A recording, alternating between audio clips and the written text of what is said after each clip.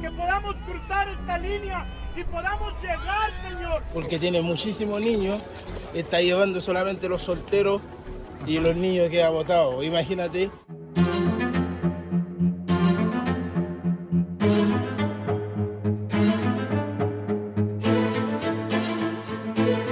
Hello, everyone, and welcome to the Michael Voris Show. I'm your host, Michael Voris. Today, we're going to continue talking about the Deposit of Faith Coalition's assault, because that's what it is. It's a great pushback against the U.S. bishops' spending of hundreds of millions of dollars, taxpayer dollars, every year to promote what amounts to the destruction of America, the demise of the Republic.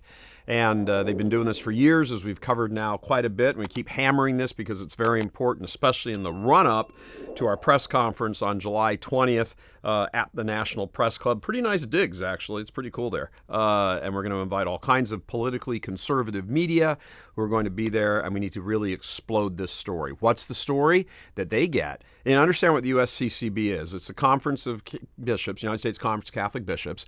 They don't reside in D.C. They're out in their diocese.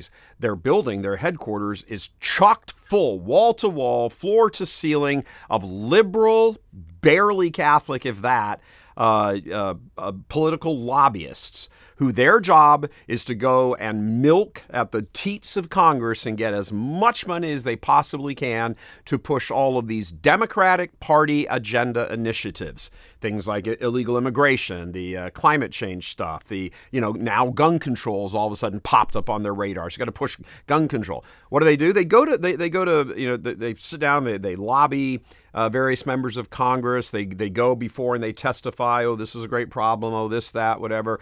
Well, if we could have $40 million here and $30 million there. And what many people don't realize is that over the decades of doing this now, the bishops have gotten billions, that's with a B, like bishops. The bishops' billions have flowed into their coffers, and then they take that money and turn around and give it to all these various little groups, little things you've never really heard of. Because, they make headlines. They're not big fancy places. They give them $40,000 to this group and $20,000 to that group and $80,000 to this group. And they take all of this money as contractors. The bishops are contractors for the Democratic Party. They take American tax dollars and they dole them out to groups that believe in their agenda, which dovetails nicely with the Democratic Party agenda.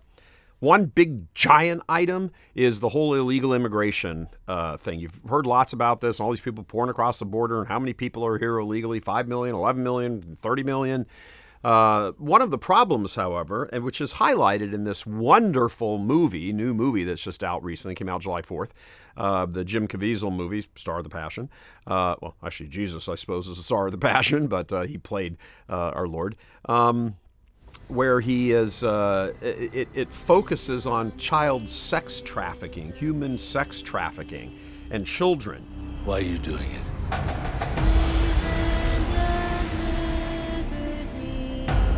Because God's children are not for sale. Understand that when you are letting millions of people come across the border, most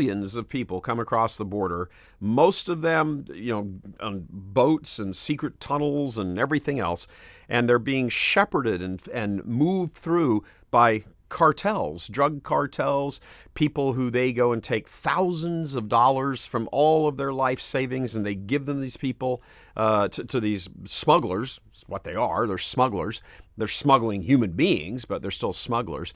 And they put in the back of these 18-wheelers and, manage to drive them across into the desert or highways. And they pay. The whole thing's just this big, gigantic illegal operation. It's a massive black market. What if this was your daughter?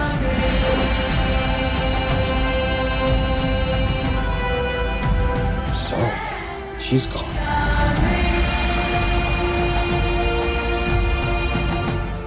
And of course, the Biden administration profits handsomely from this because they get to populate areas of the country with millions and millions of people who essentially wind up destabilizing local communities. They're there, they don't have jobs, they don't speak the language, nobody knows anything about them, and some of those people, and this is what the media jumped all over Trump for back in 2016 when he said, "Oh, these guys are criminals." They're bringing drugs, they're bringing crime, they're rapists, and some, I assume, are good people. He wasn't saying every Mexican is a criminal, which is how they painted it. He was saying in this massive crowd of millions of people that come across the border, you're going to have criminals. Of course you're going to have criminals. People in these countries, when the countries are like, get out, go over there to America, they're not chasing out their best and their brightest. They're getting rid of problems. Oh, here, America will take them. It's a rich country. They can handle everything. However, when it comes to illegal immigration vis-a-vis children, lots of these children, which is highlighted in the movie, it's a good movie, you should see it, Sound of Freedom, you should see it. One of the big problems here is that many of these children are being brought to the border and then across the border by absolute strangers to them who are posing as their father, their uncle, their whatever. And when they get across the border, they're gone. They have nothing to do with them. So, or there have been arrangements made, and we have one of the people at our the press conference on July 20th, Thursday, July 20th, who's going to be talking about all of this and telling the assembled politically conservative media about this in detail, that the children, because what they are, they're children, will oftentimes have just a little slip of paper with handwritten phone numbers, telephone numbers on it. These are supposed to be numbers to family members here in the United States. The phones ring to people who are complete strangers. They have no idea who they are. They get absorbed into a child sex trafficking thing, a whole network, and they are abused, and it's horrid. Why can this sort of thing happen like this? I mean, it's probably not possible to completely get rid of it.